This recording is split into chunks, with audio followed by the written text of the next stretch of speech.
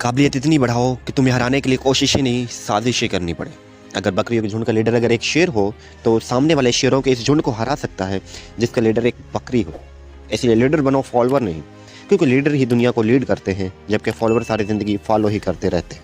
आम लोग कहते हैं कि नहीं हो सकता, लेकिन कामयाब लोग बोलते हैं कैसे हो सकता है। कामयाबी चाहिए तो खुद को बेहतर करो, लोगों की बातों में नहीं आना। वक्त नहीं है किसी के पास जब तक ना हो कोई मतलब खास। कहते हैं घटिया लोगों की सबसे बड़ी पहचान, इन्हें जितनी ज़्यादा इज्जत दी जाए वो इतने ही ज़्यादा इग्नोर करते हैं। ऐसे लोग चप्पल की तरह होते हैं, साथ भी चलते हैं और पीछे से कीचड़ भी उछालते हैं। किसी ने खूब कहा है कि कांटों के फर्श पे जो रोज़ चलते हैं वो ही दुनिया को बदलते हैं।